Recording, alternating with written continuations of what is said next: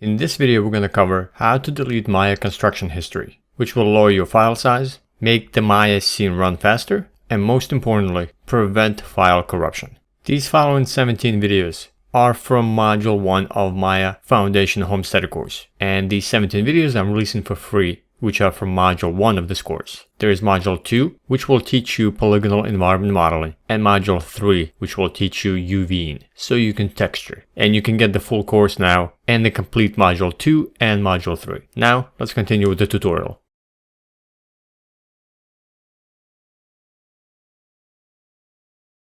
So everything you do to an object in Maya, any modeling function you do, anything UVing-wise, pretty much anything, Maya will keep a construction history of what you've done to it. As your object becomes more and more complex, that history will begin to build up, and it's going to become very important periodically to delete that construction history. And by deleting that construction history, it will help quite a few things. First of all, it will continue to reduce the file size of the Maya file. It will help to speed up your modeling and your scene creation. And most importantly, deleting construction history will prevent Maya files from becoming corrupt, from meshes becoming unstable and kind of almost imploding onto themselves sometimes. I've seen some crazy things happen with the objects and with Maya files when the construction history was not deleted for a very long time, if ever. And it's very common for Maya files to be completely unusable next time you load them up. Or sometimes I've seen meshes completely blow up next time you load up the Maya file. And there's nothing you can undo to get back to the original mesh, to the correct one. So throughout your production, throughout your modeling, and every time you work on an object, it's going to become very important as you continue working on it that you periodically delete history on it to prevent any issues. So what I'm going to do is I'm going to create a cube. Let's go ahead and I'm going to change the size of it.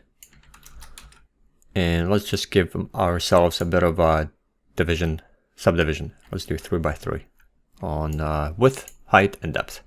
And I'm just going to quickly model something. Basically, I'm just going to extrude, bevel, and just do a bunch of things to this object. So don't worry exactly what I'm going to be doing to it. I just want to build up the history for it. And we will be covering quite a lot of these, if not all of these, what I'm doing. Basically, I'm doing extrusions, bevels, doing some multi-cuts. And we will cover when we get to the modeling portion of the course. Now, if I go ahead and select this object, if you go to channel box and go to the inputs, you can see that we have construction history built up.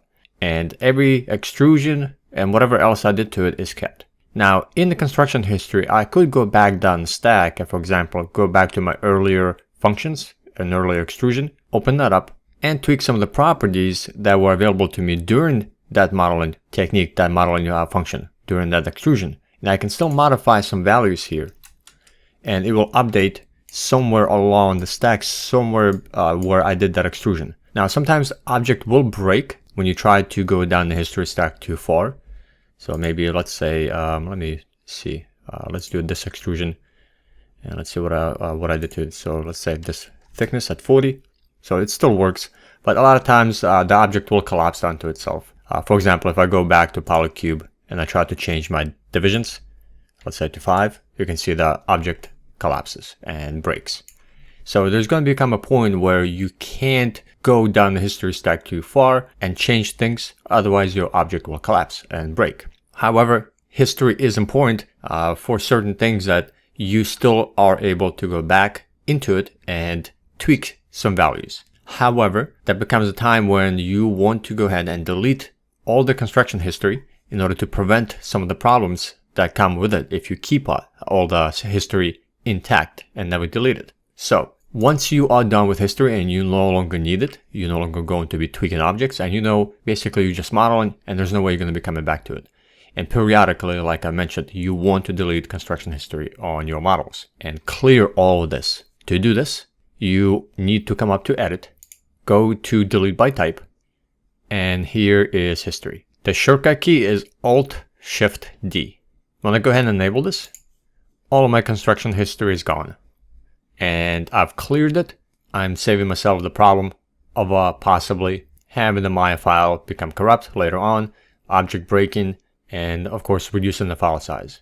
So history is important, but periodically you should be deleting history as you work on your objects. In the next video in the series, we're going to cover how to create custom shelves so you can get access to the most commonly used items and functions inside Maya very quickly to speed up your workflow.